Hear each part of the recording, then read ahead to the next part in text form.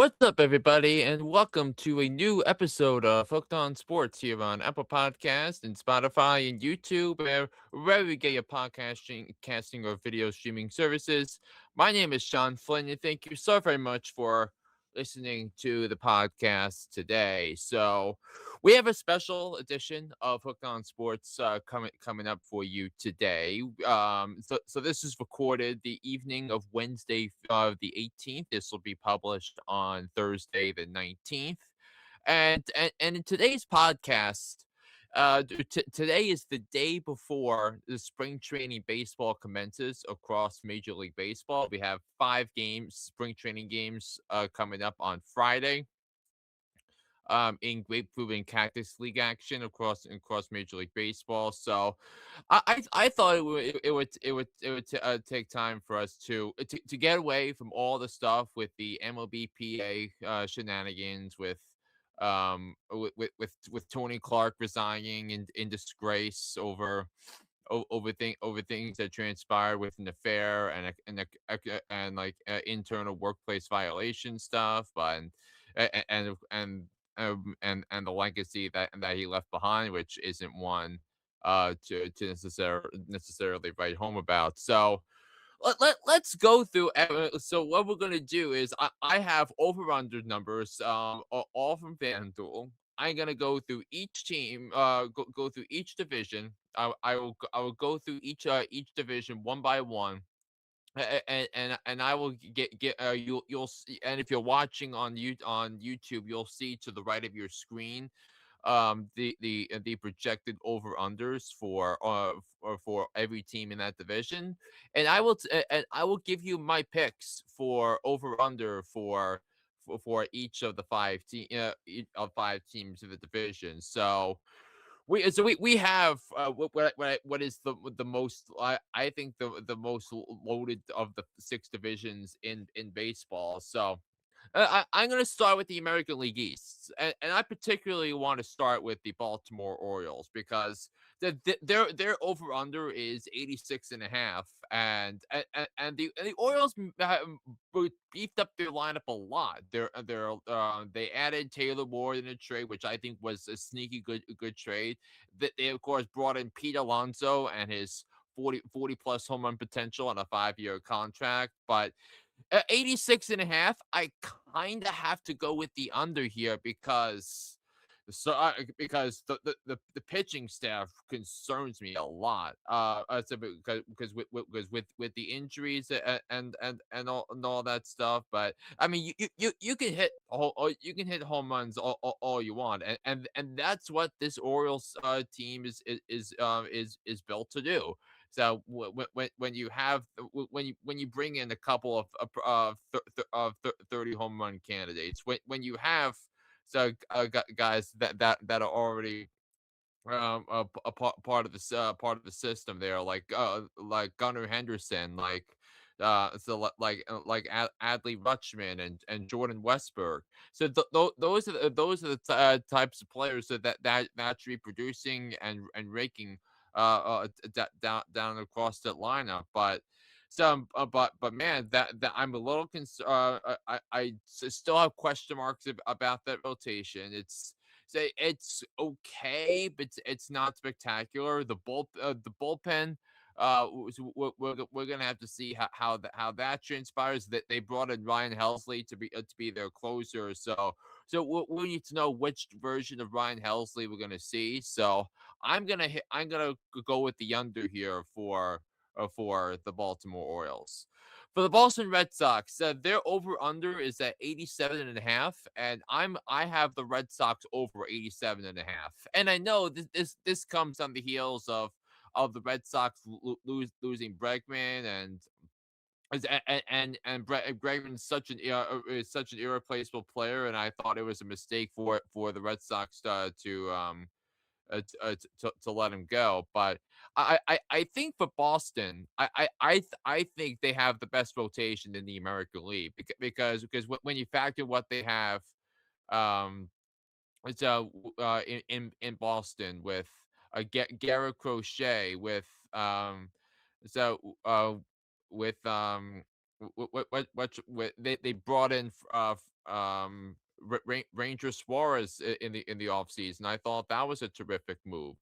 And you also have they brought in Sonny Gray. They still have Brian Bello, who has a chance to be a good an excellent pitcher this year. And then yeah, and I think the Red Sox lineup is good enough to offset to potentially not have that loss be too bad, because I think Roman Anthony is a stud, and Roman Anthony is going to be a replacement on the USA WBC team next month. They also have some really good a really good solid lineup nonetheless. And I think you have young players like Marcelo Mayer and Sedano Rafaela who can make an impact. So I think the Red Sox, with that rotation and with that bullpen, that I think the Red Sox are in a position to go over 87.5. The New York Yankees, 90.5. And this was kind of a tricky one for me to handicap, because the Yankees have as much talent, I mean, as anybody, in terms of individual talent. I mean, obviously starts with Judge, and they should be getting some key players back from injury later in the season, like Carlos Rodon and Garrett Cole coming off Tommy John surgery. But I thought they did good by bringing in Cody Bellinger. But man, it already seems to me, based on the early reporting, that they have many doubts over Anthony Volpe, so being the answer long term at shortstop for the Yankees. So I mean, I don't want to do this, but I gotta go hit the under here for the New York Yankees, with all things being equal there.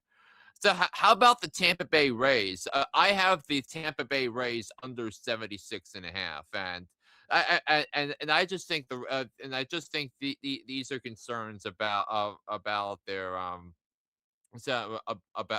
about their pitching and about their bullpen, because right now it very much looks like Drew Rasmussen could be in line to be the opening day starter, maybe Shane McClanahan as well. But I just think that the question is, what version of Shane McClanahan are we going to have this year? Are we going to get the one that hasn't recovered, and that hasn't doesn't look like the same since before Tommy John surgery, or are we going to get the one that was that when healthy is one of the shows why he's one of the most talented pitchers, talented pitchers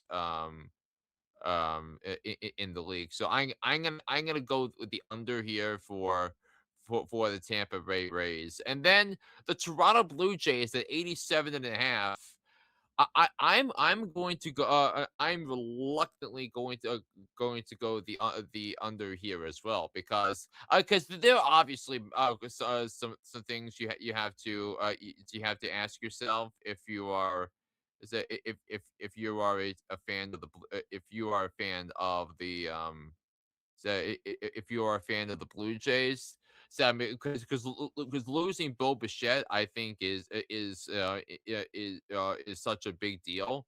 This is because Bichette gave you so much. He gave you a perennial 300 average, and all that. But this was a Blue Jays team that really needed to figure out something in terms of their culture. So are they gonna are they gonna be the ones that failed to recover from such a devastating loss in Game 7 of the World Series last year? So because if that's the case, I'm gonna go with the under here right for the moment for the Toronto Blue Jays. So. I think those are the things that I think that'll need to be considered here for It's for Toronto. Although I will say this is not a win total I would touch in terms of best bets. So because they did add Kazuma Okamoto to a 4-year contract. Um, in the offseason, which I think will help. It also looks like a team that can, very much be in the mix again. What I think is going to be a crowded American League, but right now I'm looking at 85 to 87 wins for the Blue Jays. They're still a really really good really good team. So, but I right now, my thinking is a little bit on the underside there. So touched on the American League East. Now let's move on to the AL Central, and this according to Fangraphs, figures to be the weakest division in all of baseball again, in 2020 in 2026, because you got the White Sox at 67.5, the Twins at 73.5, and just got a devastating report of Pablo Lopez earlier in the offseason, this week in spring training, about the elbow soreness and a tear in the UCL, and he's eventually going to need Tommy John surgery. But I do want to go with give you my picks for the over unders for each of these teams. So I'm gonna start with the White Sox. So their number is 67.5, and right now, according to my list, I have them slightly over 67.5, because I just think, being 2 years removed from losing 121 games. And again, the White Sox made a good amount of progress during the last season, when uh, uh, increasing their total from 41 games to wins to 60 wins. And I think that's gonna go number is gonna go up a little bit. I think, because I think, you look at a couple of really underrated pieces. I think, to the rotation. I think their bullpen is a little bit better than it was. Yeah, the bullpen, I think, is better than it was last year. So I think those things, I think, could get the White Sox to 70 wins. So I'm really trying to see what transpires, with the White Sox. But I don't I think 70 wins seems like a good possibility for the White Sox. The Cleveland Guardians, I have the Guardians over 78.5, and I think that number is too low, because like, I think that number is low because the Guardians, as they've shown the last couple of years, are pretty limited offensively.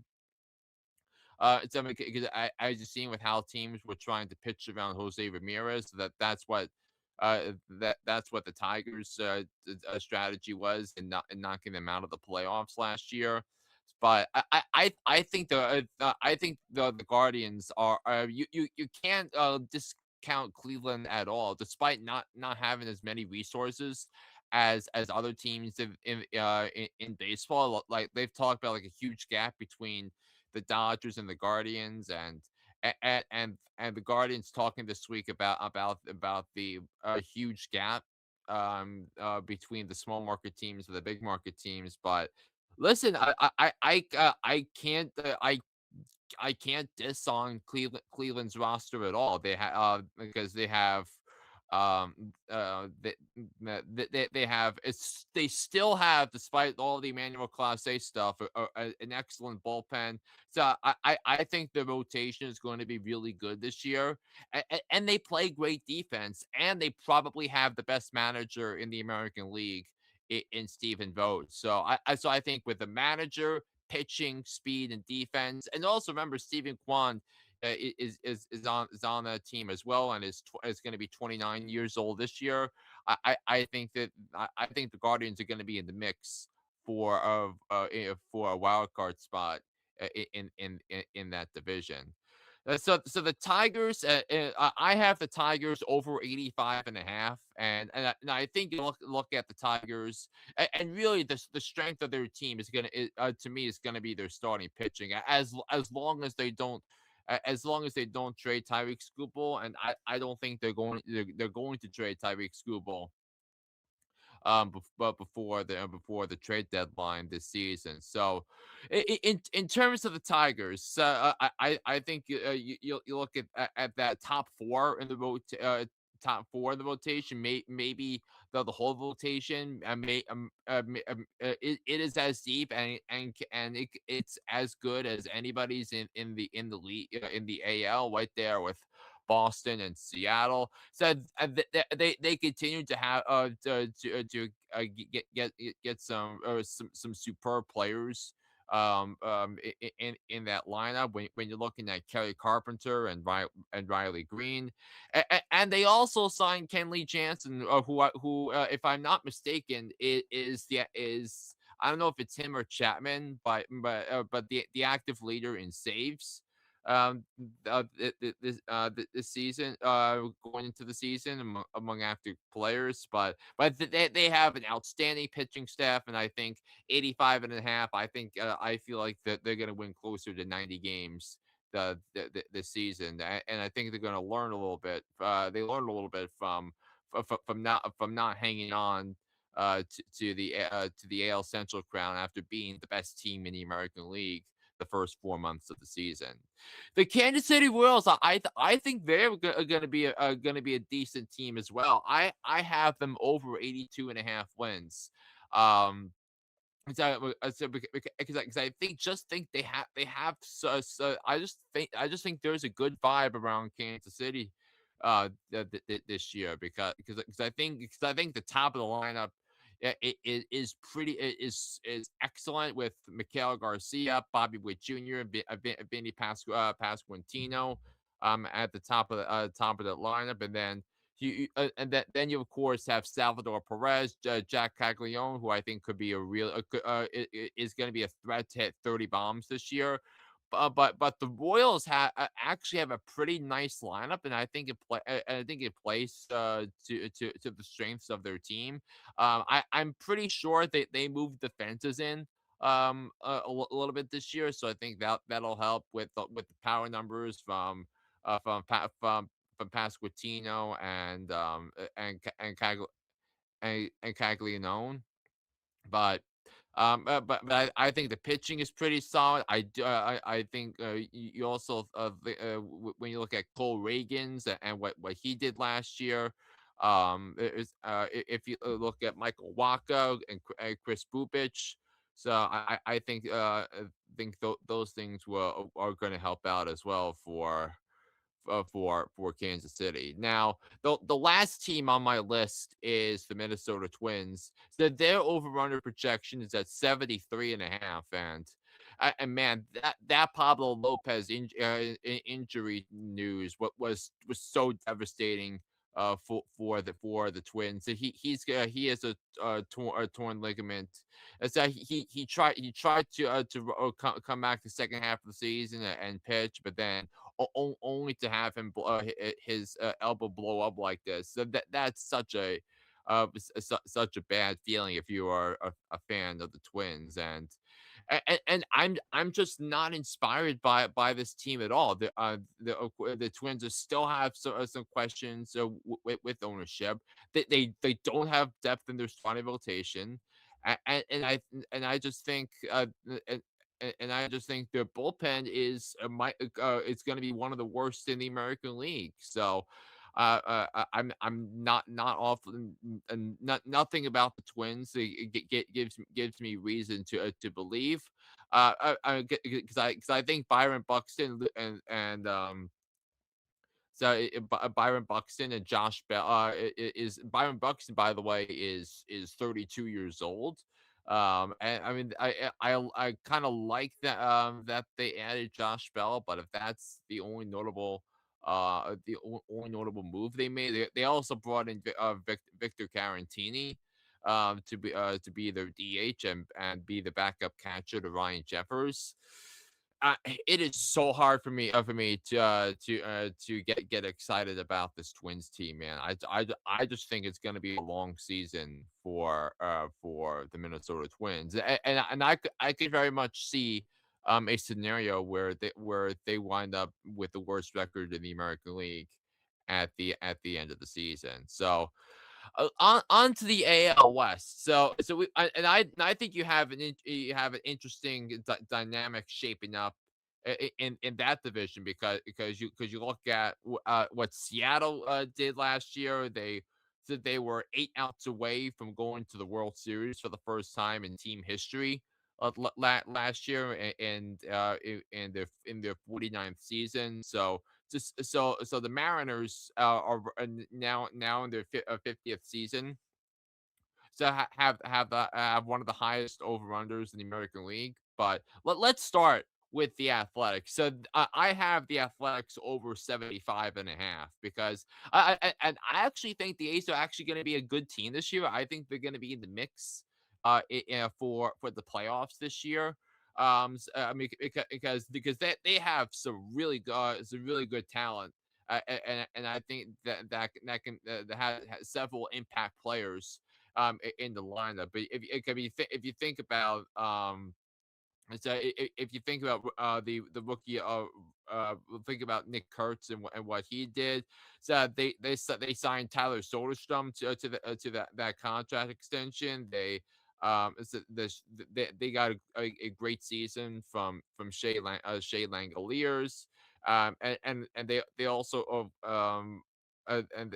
with they have that they have Brent Rooker. Um, and they also have an excellent contact hitters and Jacob Wilson. They acquired Jeff McNeil in a trade with the Mets this offseason. So I think McNeil fits in very nicely with the issues the A's had with their roster going into the offseason. So I actually think the A's are gonna get closer to 80, 85 wins this year, which I think is pretty impressive. But I just think the limited talent in the rotation I think is going to is the reason why I'm not picking them to make the playoffs. The Houston Astros, they were the Astros. One of my best bets last year was that the Houston Astros were going to miss the playoffs, and they wound up missing the playoffs. That was the first time that they had missed the postseason in years. So I think so I think with the Astros. Um, I think you'll look at this team and you're trying to find some sources of optimism that they lost Framber in free agency. I thought it should have been an easy decision for the Astros to bring him back, but at age 32, he's gone like whatever. Their farm system is not in the same condition in terms of amount of talent they have in the organization as it's been in recent years. Yes, they have some outstanding players, of course, in the lineup with Jose Altuve and Jeremy Pena, Jordan Alvarez, Carlos Correa. I'm just not inspired by this team this team at all. So, um, and you really have to pay the Astros. I think are really going to pin their hopes on Hunter Brown to deliver a monster season, and then then the bullpen as well with Hader and Abreu. This is a top heavy team, and if those guys go down to injury, the ones that I mentioned, I just have some issues with taking the Astros seriously as a result in 2026. The LA Angels, I don't think a team in the American League had as worse an offseason as as the team from Anaheim. So I mean, because they saw their crosstown rivals complete a repeat as World Series champions, and they really did not inspire. They did not it's they have not wowed me at all this offseason. They traded Taylor Ward for Grayson Rodriguez, who can't stay healthy, and the only player notable addition to their lineup is Josh Lowe, who's gonna be their right fielder, figures to be a right fielder or whenever Mike Trout doesn't play. So I just don't know how much you're going to get out of that, and really wasting more precious time from Mike Trout. So like is Zach Neto going to be traded before the deadline? And their best their best starting pitcher is UC Kikuchi and Jose Siriano, and three of their projected starting pitchers did not pitch in Major League Baseball last year. They brought with Detmers and Manoah as well. I just have a problem with the Angels and the ownership with the Angels, letting this team consistently yield one of the least talented farm systems in baseball, and not only that, seeing them go and see them go seeing the Dodgers go back to back. And by the way, the Angels swept the Dodgers. They I think believe I'm not I'm pretty sure they won all 6 games against the Dodgers last year, which kind of makes what they did last year even crazier. All things being equal, but I think the Angels are one of the better under bets of the season. The Seattle Mariners at 90.5. This was kind of a toss up because I kind of feel like 91 wins is kind of right with this team, and the Mariners were one of the number 2 seed in the in the playoffs last year in the AL. I kind of think their lineup is better. I'm gonna wind up going over here for of no, no, excuse me, what's that I have? I thought I had over, no, it's actually under. So I have under 90.5 wins for Seattle.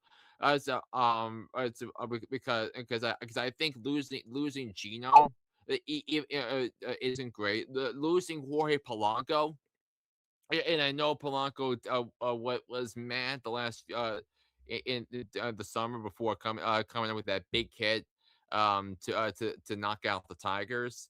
I kind of think someone like him would have been useful. I mean, it helped that they traded for Brandon Donovan, which I think he fits nicely into that Seattle lineup. He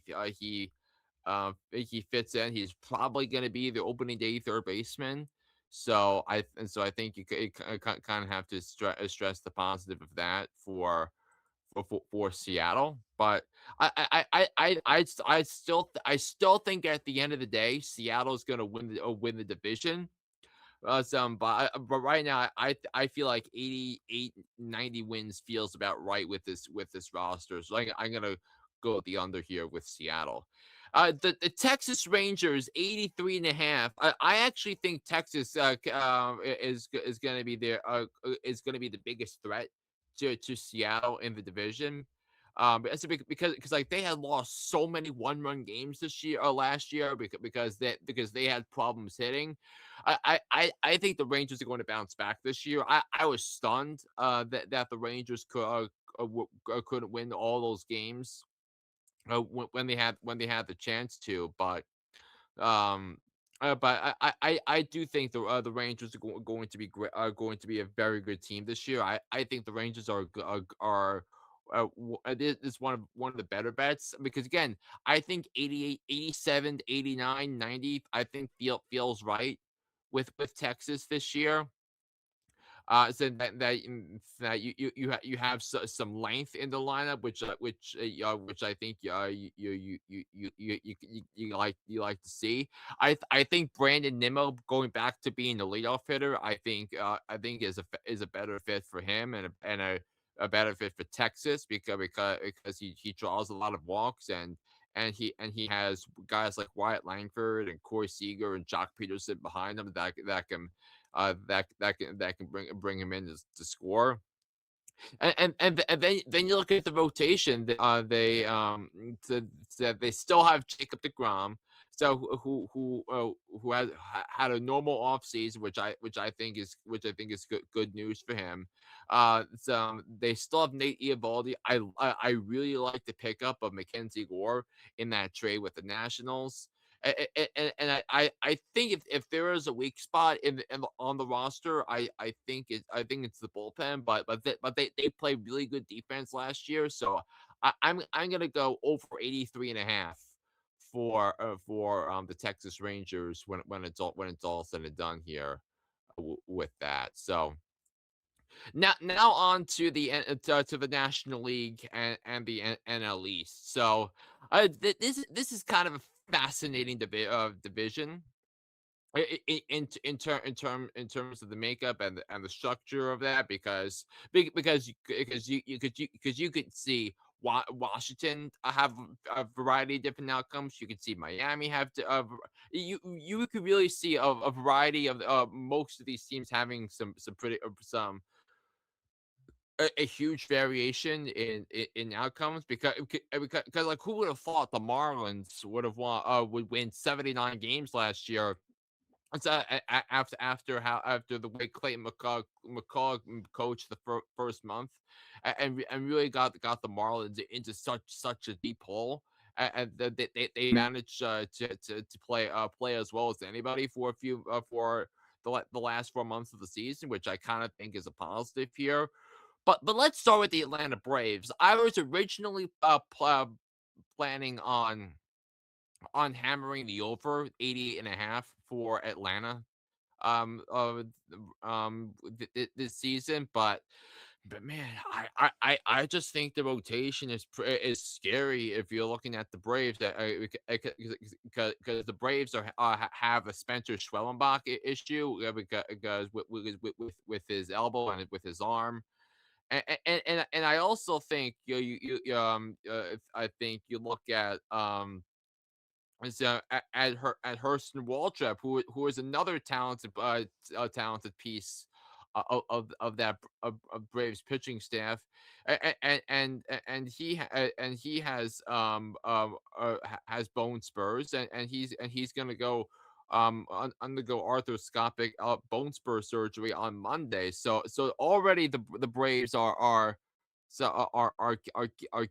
getting hammered with injuries Schwellenbach and Waltrip and much as I like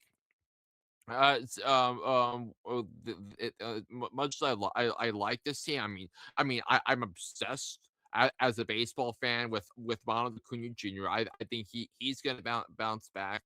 I remember because he missed time last year of the knee injury. We're gonna have to see the type of player he is after the knee injury.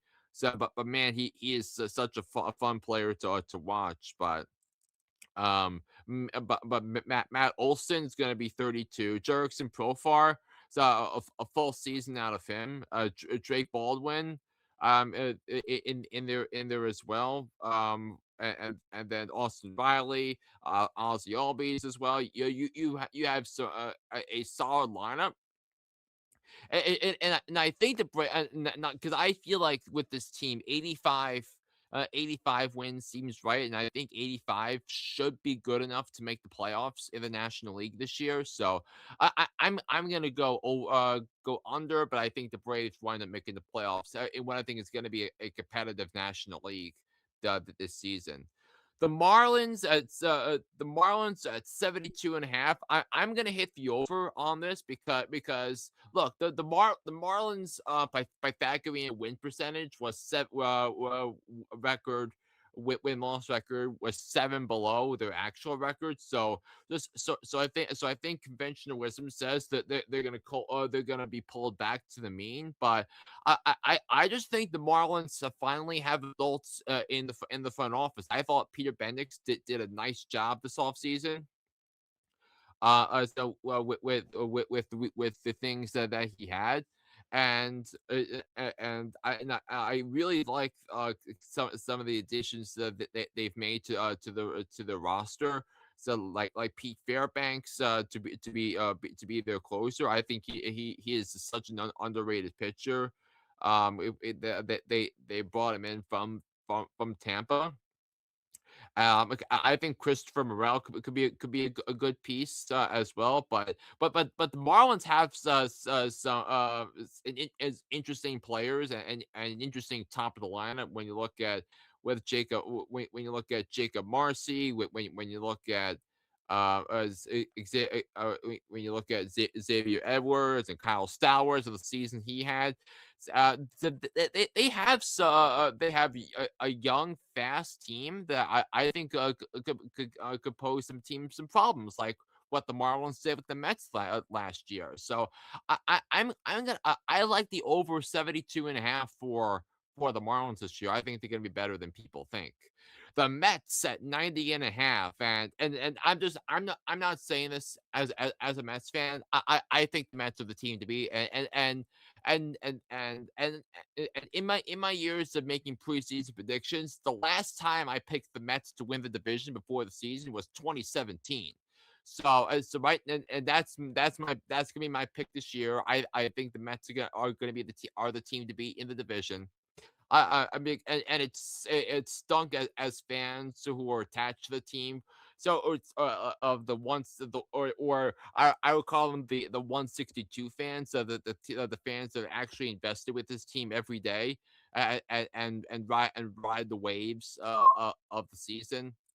But I think because overall I think they did a great job. I think bringing in some veteran leadership, which I think was sorely missed last year. So you didn't have a Harrison Bader, you didn't have Jose Iglesias, but now you have players, and I think the purpose of what David Stearns did, I think was notable to me in many senses. So I have the Mets over 90 and a half. I think I love the Bo Bichette signing, taking him away from Philly. We'll get to Philly next. Luis Robert Jr. They're actually going to be smart with him. They're because I think. I mean, I'm still gonna try and figure out how Luis Robert or however it's gonna be pronounced. I'll have to wait and listen to Gary Cohen over the weekend. Pronounce his name, so I'm gonna go with whatever he says. Things, and I also love the Freddie Peralta edition. If through a trade, and look, I think the rotation is even before acquiring Peralta. What was I felt better about the rotation this year than going into last year and the year before. But now you have what I think could be a really good 1-2 punch with Noah McLean and Freddie Peralta. And Noah McLean, barring anything unforeseen, is going to be my preseason pick to win the National League Rookie of the Year. So I think all things considered, I think the Mets are going to win the NL East. I think they're going to win 90 to 95 games, and I believe in the National League, the Mets are the biggest threat to the Dodgers. I just think it's that simple with the talent and the veteran leadership that they have all across the clubhouse. So Mets are at 90 and a half. The Phillies 89 and a half. I'm gonna hit the under on that. I think this is one of the best one of the best bets of this exercise. Right now, barring anything unforeseen, I'm gonna pick the Phillies to miss the playoffs because because like the vibes just are not there with Philadelphia. The Phillies fans are beginning to are keep turning on Dave Dombrowski. That this was an off season and I think this team is the residue of poor design. So and said that it was clear that Dombrowski really wanted to close the door, close the deal with Bichette, and they thought they had him until the Mets swooped in and stolen from the Phillies. So I think that right there is like 2 or 3 wins, so right there, and they let and they got and Nick Castellanos, they had a pretty brutal divorce with Castellanos as well. Now, and not to say Castellanos and his approach to winning and all that, but so, but that you're basically giving up 80 runs, 80 runs driven in the year, 80 90 runs driven in a year without any replacement on that. So if Brandon Marsh and Adolis Garcia are the answers, I'd love to know the question. I am not a fan of Philly's outfield at all, and not to mention the rotation is pretty underwhelming now that Zach Wheeler is out. They no longer have one of the best rotations in the National League. Maybe they might be better than the Mets, but they're not up there with the likes of the Dodgers anymore. It's a big because Zach Wheeler with his injury, but I do think Jesus Luzardo and Christopher Sanchez atop that rotation. I think could be a good song for Philly because look, the chances are when the wheels stop spinning, when I have to lock in my predictions, that Philly is one of my 6 teams in the playoffs. But I don't think the Phillies are nearly as good as they were last year because I think it's going to be pretty vintage from the Dombrowski playbook. When all things being said about that. And then finally, the Washington Nationals. I have them under 65 and a half. I'm just not a believer in this team. I just don't know what the direction is with this organization. I don't know. I don't know what in that what players that'll be be impact players in this for this team going to be going to be things to rally about other than CJ Abrams and James Wood and they aren't they're good players, but I just don't know if they're going to be if they alone can carry the Nats to any sort of success. I think the rotation is dreadful. The team defense has not improved. The bullpen, the bullpen is a mess as well. I mean, if Clayton Beater is the answer, I'd love to know the question for a Washington closer. But I could see the Nationals finishing with with the worst record of the National League when all things are said and done this season. Now, on to the National League Central. I think this is a fascinating division in and among itself. So with all things but the things being equal, and I've got the Chicago Cubs under 88 and a half wins in the start.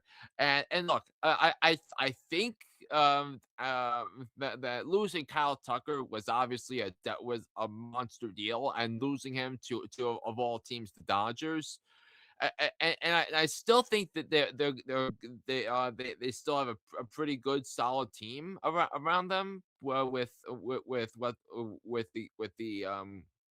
with the roster they have, I think the Cubs are I feel like the Cubs have a type of playoff team that I think in place. But I mean, they took the Brewers to the brink last year in the division series. And the Brewers were the one seed in in the playoffs last year for in the NL, the Phillies with the Dodgers, but it was was the Cubs. But I think the questions I have is Pete Crow Armstrong going to replicate the MVP first half he had last year, or did the league figure something out with him in the second half, and the adjustments aren't made there? I think the rotation is solid and decent. I think the bullpen is solid and decent. They play solid defense, but right now, I want to see it more right there for the Chicago Cubs with all of that because that's that's not what I'm seeing in terms of I'm just gonna be concerned a little bit as about their pitching and who they weren't able to retain this off season. I also think the Reds are going to take a step back this year, but I mean, with Cincinnati because if you really think about Cincinnati last year, said the only reason they made the playoffs last year was because the Mets completely collapsed. Because the Mets were one of the worst teams in baseball from June 13th onwards. So a team by default that made the playoffs because obviously the Mets did not deserve to make the playoffs last year with how things ended and why they needed to make changes. But I just think I just think we just want to see things from the Reds and this year, and we'll have to see what Terry Francona can get out of them this year. So and you also got to be concerned about the injuries and Hunter Green is injury prone. Nick Lodolo, Andrew Abbott, they're all injury prone. Injury prone as well. It's I do think it was important for the Reds to bring back Emilio Pagan, which they of course did. So I kind of think that was something to be up there with Cincinnati, but I think everything says that the Reds are going to take a step back this year next year this season, and I think they're going to finish the season under 500.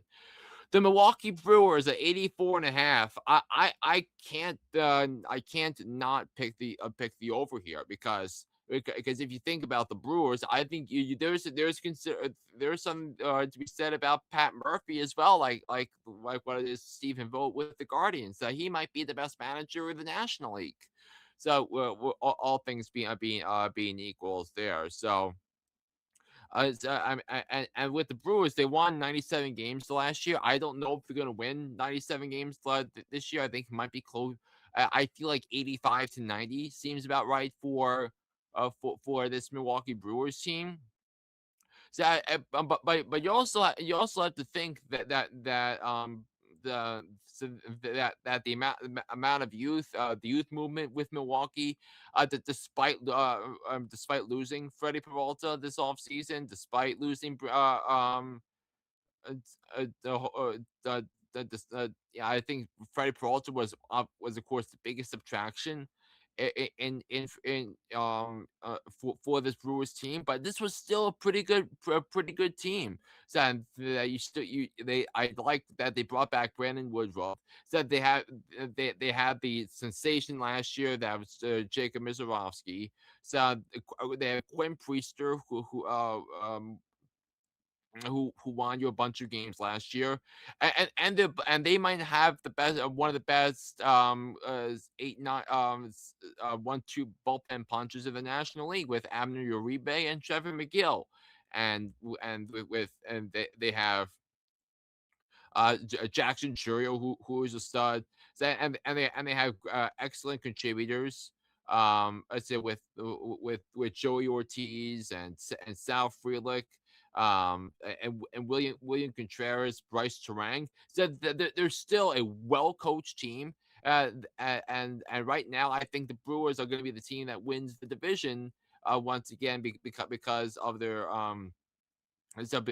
because they're a really good all around team. So 84 and a half is my bet for over 84 and a half is my bet for Milwaukee this year. The Pittsburgh Pirates, I have them over 78 and a half wins. And I think if you look at the Pirates, and obviously everything starts with Paul Skeens, the reigning Cy Young Award winner in the National League. He is so superb, so incredible, um, uh, at his job. They have an excellent rotation. um, started by him, then Mitch Keller, and then Braxton Ashcraft, a 26 year old, who I think could be a good contributor. And but what I do think, however, for the Pirates, I think that makes a big difference this year. It is the addition of leadership on the field and key position players. And you saw a concerted effort for the Pirates to try and spend money this offseason. That the Pirates were very much interested in Kyle Schwarber. They offered him the largest contract in Pirates history this offseason. So Schwarber ultimately went to Philadelphia with that. But they brought in some guys that I really tend to like. I mean, they brought in Marcelo Zuna, they brought in Ryan O'Hearn, and they acquired Brandon Lau in a trade with Tampa. And I just think that makes their lineup a lot better and not much of a pushover as it used to be. And O'Neal Cruz my figure to be their number 6 hitter in their lineup, which kind of tells you how barren that Pittsburgh offense was last year, and why, if the Pirates had actual actual resemblance of offense, that they could have won a lot more games than they did. So I have the Pirates at 78 and a half with the over. And the St. Louis Cardinals, I have them under 69 and a half. And what I really think for St. Louis, it's going to be a transition year for them. On so many fronts. They traded Nolan Arenado to Arizona a few weeks ago. They traded Brandon Donovan to Seattle a couple of weeks ago. So it's really a year where the organization needed some sort of reset with a lot of things. So I just don't know how much there is uh, to be excited for with the Cardinals, other than the fact that maybe one of the top prospects in all of baseball, JJ Weatherhold, is probably going to make the team out of spring training. It's probably going to be the opening day second baseman to replace Brandon Donovan. But I just think this is going to be a real a transition to what the Cardinals hope on their new baseball president of baseball ops, Kyle Bloom, to be one of a more of a long term success there for the Cardinals. So I have them hitting the under for the season. I have them under 69 and a half. So now we turn our attention to the National League West, where the Arizona Diamondbacks are at 79 and a half wins. And this was one of the tougher picks that I've had to make with an over under this year, because they've missed the playoffs the last couple of years, and their pitching has not been up to par, and the pitching has been responsible for them losing a lot of games more games than they were hoping for last year. But right now, I kind of like the over 79 and a half for Arizona this year, because I still think, because you have a loaded lineup that can score a lot of runs pretty quickly with what they have with Corbin Carroll, who is dealing with the hamate issue. Ketel Marte, Geraldo Perdomo, Gabriel Moreno. He is as important a player as any as there is to any team in the National League. But I don't know if Arizona is going to be a playoff team this year, because you want to see what you can get out of your starting pitching. And remember, Corbin Burns is still recovering from Tommy John surgery, so you already have you already have a banged up group here with Lourdes Gurriel. He is recovering from a torn ACL. They have um and they have other injuries such in there as well, but I do think Nolan Arenado, I think provides a good veteran balance, because he can still play some gold glove caliber shortstop, and I think his bat plays well to the dimensions of Chase Field, so I kind of like the addition for Arizona more than I do other teams. So I'm gonna go over here for Arizona. The Rockies at 55.5. I can't stress enough how much I love the over for Colorado, because I think we knew the Rockies were going to be bad last year, maybe because of other things, but nobody thought that they were going to lose 119 games last year, and like at one point their season long record was 9-50, which is the worst 59 game start in modern baseball history. Which is so hard to do in this day and age, because teams have access to analytics, and you have and the spread of talent is more so spread out more than ever. But but I do think the Rockies they actually made some moves this offseason. Because Paul DePodesta is taking over as the president of baseball ops, which I think is a sensational hire. They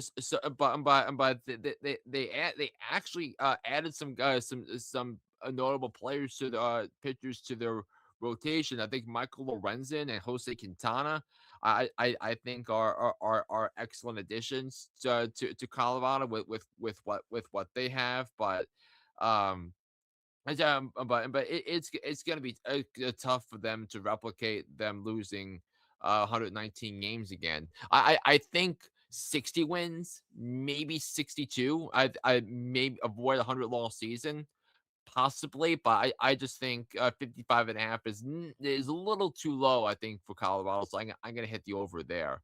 The Dodgers at 103.5. Now, obviously, they have the talent to win 103 and a half, 104 games this year, but I'm going to go with the under, because I think what the Dodgers are going to do is they know they have enough talent just to get by, get to the division, make the playoffs. Um, and all that. I mean, them winning the division, I think is a given. I think I just want to see for reference what the FanDuel odds are for the Dodgers to win the National League West. Um, and I just want to see uh the the uh, the um the numbers here. The Dodgers are minus 700 to win the National League West. They are a plus 115 to win the National League pennant.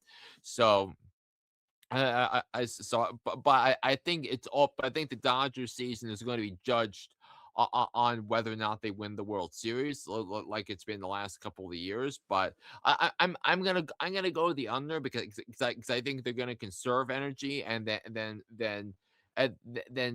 basically what they did to Milwaukee. With the rotation is what I anticipate the approach will be to get themselves ready for the playoffs. And not to mention, they added Kyle Tucker and they added Edwin Diaz to an already crowded roster. And the crazy thing was, those were basically their two biggest needs, like a corner outfielder because Mookie Betts moved to shortstop a couple years ago, and then then Edwin Diaz because the Dodgers because the Dodgers bullpen was quite vulnerable in the playoffs, and the Dodgers had to use starting pitchers just to get just to survive an 18 inning game in game three of the World Series, and to survive a game seven with Yoshinobu Yamamoto pitching pitching with on no days rest, what was it, 2 2/3 3 innings um to get the win in Game 7 of the World Series, it's actually absurd how that went, but I'm gonna go with the under for the time being for the Dodgers. So the Padres over under is 84 and a half, and I just didn't like the Padres offseason at all, man. I mean, it didn't help that the Padres had ownership issues, because like they were getting too so they were running out of money and all that such, but it is tough to really for the Padres to really have like that successful that successful offseason after really go after they went all in last year just to lose the wild card series to the Cubs, and so which I thought was a waste, and this turned out to be a big time failure for the Padres. So